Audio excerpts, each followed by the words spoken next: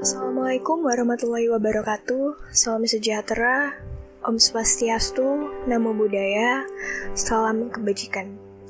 Perkenalkan, kami dari kelompok biru yang beranggotakan 10 orang, yaitu Vivi, Diki, Rika, Firma, Aini, Arum, Kiki, Ali, Fahmi, dan Khalid.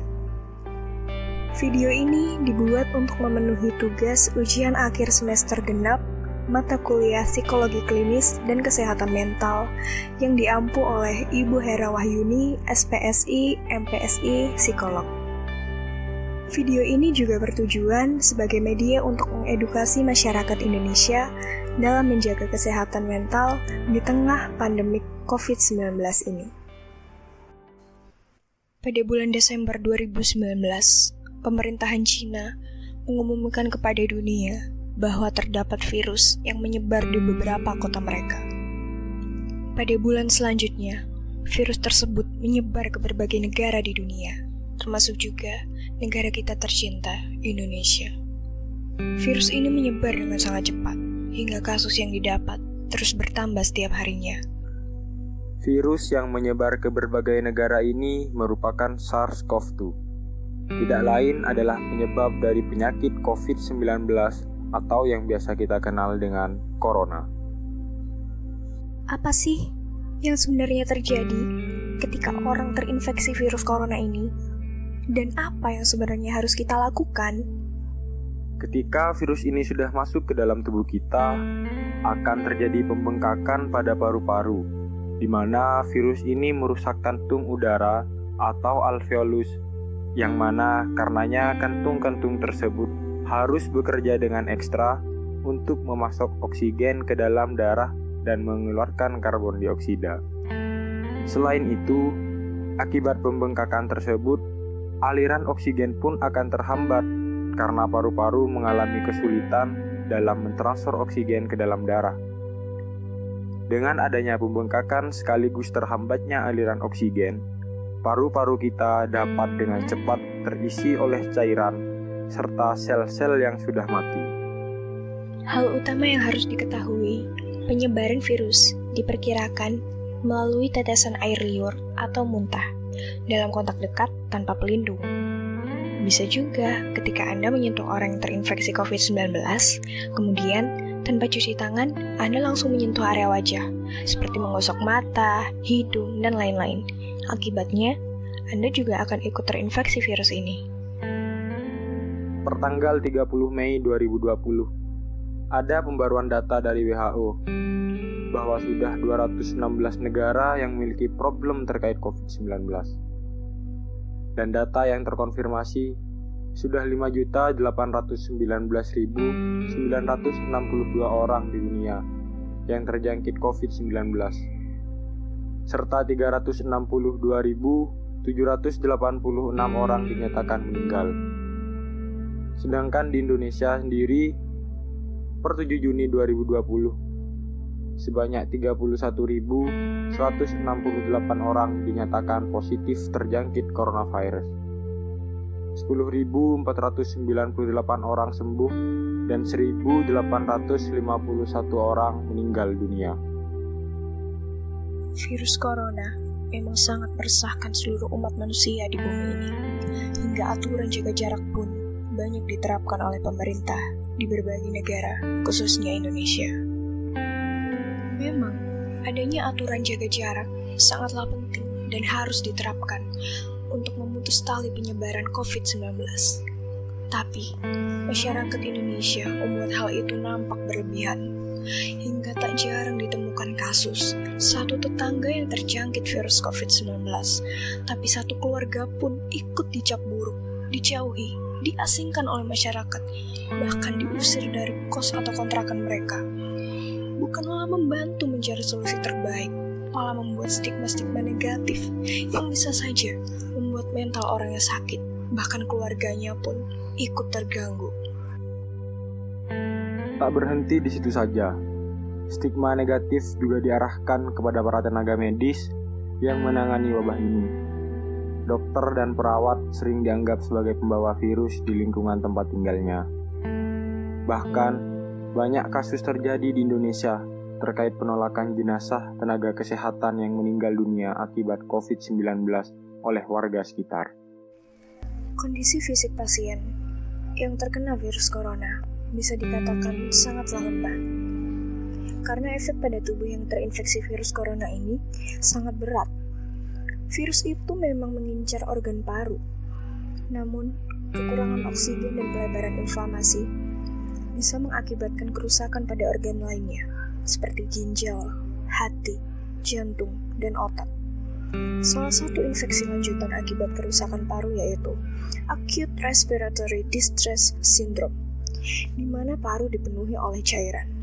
Kondisi seperti ini biasanya meninggalkan masalah pernapasan jangka panjang, atau bahkan kemungkinan terburuknya bisa menyebabkan kematian.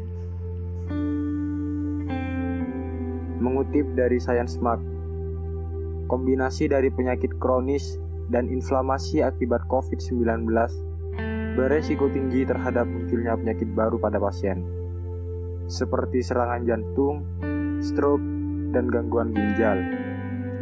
Hal itu diungkapkan oleh ahli epidemiologi dari University of Pittsburgh Medical Center. Dampak dari virus corona ini tidak hanya merusak gangguan fisik pasien, namun juga pada kesehatan mentalnya. Tidak sedikit pasien yang mengalami kecemasan, putus asa, depresi, bahkan ada yang mencoba untuk bunuh diri. Tenaga medis Rumah Sakit Wisma Atlet menyebut ada pasien yang depresi lalu mencoba lompat bunuh diri karena tertekan. Kebanyakan dari mereka menganggap bahwa sulit bagi mereka untuk sembuh, sehingga tidak ada gunanya lagi dirawat. Dan meskipun dia sembuh, bagaimana tanggapan tetangga tentang dirinya? Oleh karena itu, masyarakat juga sangat berperan aktif dalam menjaga kesehatan mental pasien. Banyak masyarakat yang menganggap bahwa pasien COVID ini adalah sebuah aib, pembawa virus bagi yang lain, yang membuat hal ini semakin memperburuk keadaan mental para pasien COVID-19. Kondisi fisik tenaga medis yang juga menurun karena kurangnya waktu untuk beristirahat akibat dari jam kerja yang tidak normal, bekerja yang terlalu lama karena tingginya intensitas pasien yang masuk. Hal ini mengakibatkan pola makan mereka tidak teratur, bahkan dehidrasi. Karena pada saat tim kesehatan bekerja menangani pasien COVID-19, pastinya mereka menggunakan alat pelindung diri yang lengkap dan tidak mungkin sekali dilepas hanya untuk sekedar minum. Bukan hanya pasien yang mendapat perlakuan seperti itu dari masyarakat. Para tenaga medis pun yang saat ini menjadi garda terdepan dalam penyembuhan COVID-19, mempertaruhkan nyawanya demi menyelamatkan nyawa para pasien, juga ikut dikucilkan oleh warga. Seperti kejadian upaya pengusiran beberapa tenaga medis oleh tetangga, karena dianggap jadi pembawa virus. Bahkan, anggota keluarganya pun jadi sasaran. Penelitian yang dipublikasikan dalam New Directions for Youth Development, efek pengusiran dapat menyebabkan gangguan mental, seperti kecemasan, ketakutan untuk dikucilkan, bahkan depresi berkepanjangan. Kejadian ini tentunya menjadi cambukan bagi para masyarakat untuk tetap waspada.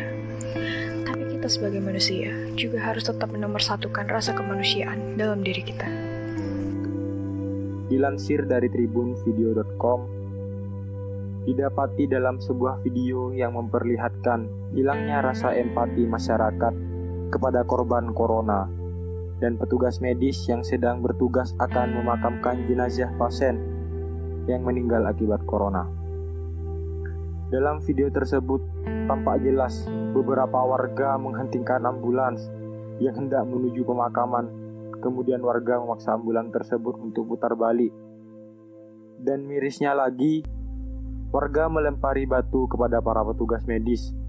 Bahkan, terdapat beberapa akses jalan yang diblokade oleh warga. Hal ini sangat disayangkan, sebab para petugas medislah yang telah membantu kita dalam melawan pandemik ini. Banyak dari petugas medis yang tidak pulang demi menyelamatkan nyawa orang lain dan keluarga mereka agar tidak terpapar virus ini. Dinding pemisah dengan keluarga pun terpaksa mereka buat. Sedih, sudah pasti. Takut, apalagi. Pasti perasaan takut akan terpapar virus ini selalu menghantui mereka. Lelah, mereka sangat lelah. Tapi mereka tetap ingin berjuang. Meskipun banyak pikiran, banyak rindu yang harus ditahan karena pulang bukanlah sebuah solusi. Mental pun akan terganggu. Stres, lelah, jenuh, rindu keluarga, rindu akan buah hatinya berkumpul menjadi satu. Banyak dari mereka yang ditolak masuk kampung, diusir dari kontrakan. Meskipun demikian, di balik rasa kesal, sedih, dan kecewa, mereka sadar bahwa yang mereka lakukan ini tidak hanya karena profesi, melainkan mereka bergerak atas nama kemanusiaan. Dikutip dari video yang dipublikasikan melalui akun YouTube Najwa Shihab, ada dokter yang bercerita melalui media sosial bahwa ada pasien ODP datang ke rumah sakit tempat dia bekerja dengan memohon, bahkan hingga menangis, untuk dibuatkan surat keterangan bahwa dia tidak reaktif COVID-19. Hal ini terjadi karena dia mendapat ancaman akan diusir dari tempat tinggalnya. Bahkan, suaminya pun diancam dipecat karena mereka dianggap meresahkan warga yang takut akan penularan virus ini. Jaga jarak dengan pasien itu harus. Seperti juga kita memang harus jaga jarak dengan siapa saja pada saat ini. Tetapi, mengusir mereka itu sudah keterlaluan. Ingat, jauhi penyakitnya, bukan orangnya. Banyak cara yang bisa pasien lakukan untuk menjaga kesehatan mentalnya dengan baik. Memotivasi diri untuk terus semangat harus terus dilakukan. Yakinkan pada diri kalian bahwa kalian bisa sembuh dan kembali pulang bertemu dengan keluarga.